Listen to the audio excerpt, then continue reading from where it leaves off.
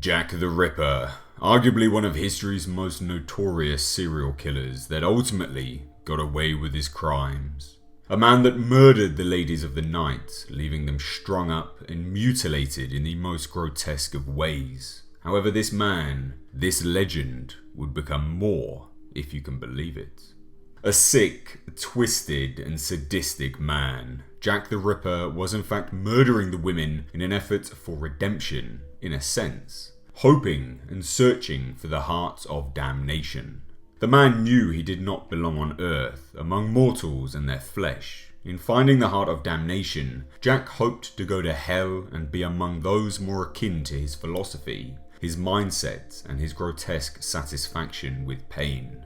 Mary Kelly, his last victim, was the key to opening the gateway to hell. Her heart was the heart of damnation, and upon discovering this, Jack, in a moment of egotism and pride, sent out letters to encourage newspapers to write about him and his immense scope of work. When this was done, he opened the gateway to hell, opening his eyes to what true sadism is, what the pleasures of the flesh can truly grant to those willing to explore.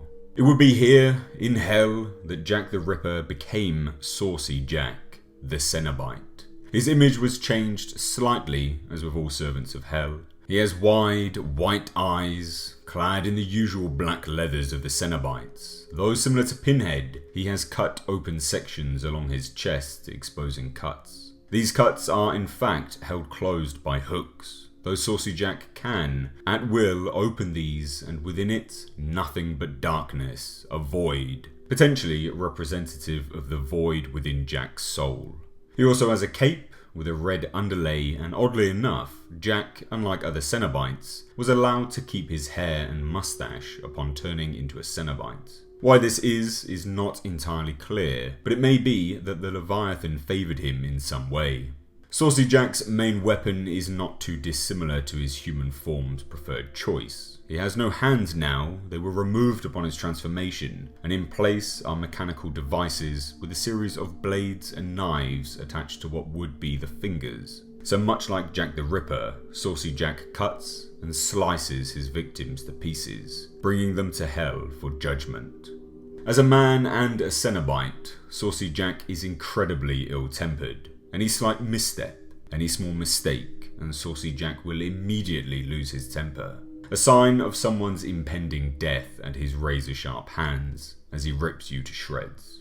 A notable appearance from Saucy Jack is in 1991. Glenda, a sociologist, solved the Heart of Damnation puzzle, and upon its completion, Saucy Jack, the voice, bright eyes, Butterball, and the engineer appeared, summoned to Earth to pursue Hell's wishes.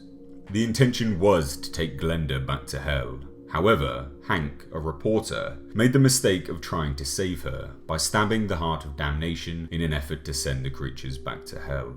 This was only a mistake on Hank's part, and he sealed his and Glenda's fate. Saucy Jack, temper now well and truly lost, ordered his Cenobites to kill them both, rather than taking Glenda to potentially get a second life as a Cenobite, leaving their mutilated corpses on Earth as they headed back to their domain, hell.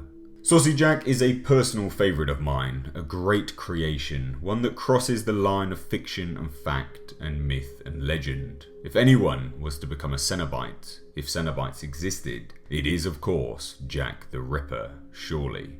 To check this character out and others, you can find him in the Hellraiser comic Under the Knife. Great read, and it opens up the universe that little bit more. So what do you think of Saucy Jack? Jack the Ripper that would be a Cenobite? Let me know your thoughts on all this down below in the comment section, and if you want to see more Hellraiser related videos, then hit that subscribe button to stay notified of all my future content. If you did enjoy this video, then please consider leaving it a like, as it does help the channel out. And if you think this video is worth it and you want to support me, the channel, and what I do here, then please head on over to my Patreon page. The link is in the description box. Any support is greatly appreciated, as more recently YouTube has decided to demonetize every single one of my videos, which is of course a small issue. Less of that though, and of course, as always, I've been Mr. H. Until next time, I'll catch you in the comment section.